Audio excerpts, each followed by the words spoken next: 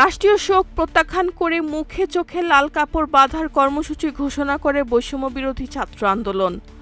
২০২৪ সালের ২৯শে জুলাইয়ের এই কর্মসূচি দ্রুতই সামাজিক যোগাযোগ মাধ্যমে ছড়িয়ে পড়ে এবং দেশজুড়ে আলোচনার জন্ম দেয়। এই দিন সরকার ছাত্রনেতাদের মুক্তির আলটিমেটাম উপেক্ষা করলে দেশজুড়ে আবারও জোরালো হয়ে ওঠে ছাত্র জনতার আন্দোলন।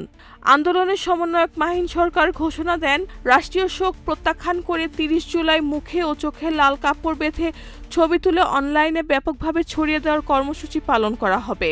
পাশাপাশি আন্দোলনের ৯ দফা দাবিও পুনর্ব্যক্ত করা হয়। কর্মসূচি ঘোষণা দেওয়ার পর রাত থেকেই শিক্ষার্থীরা বিভিন্ন শ্রেণী পেশার মানুষ এবং অনেক পরিচিত মুখ সামাজিক যোগাযোগ মাধ্যমে লাল কাপড় বাঁধার ছবি প্রকাশ করতে শুরু করেন।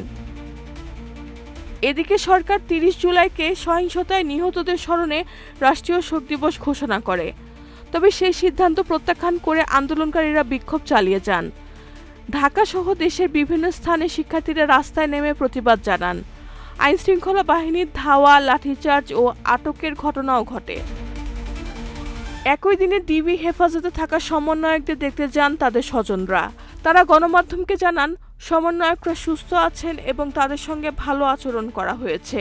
অন্যদিকে হাইকোর্ট সমন্বয়কদের সঙ্গে খাবারের ছবি প্রকাশ ও তাদের উপস্থাপন করার ঘটনায় ডিবিকে তিরস্কার করে।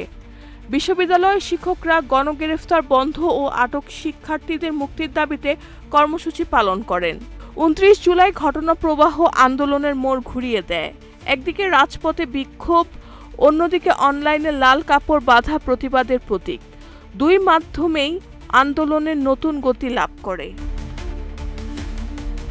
রেহানা বেগম, প্রজন্ম ২৪।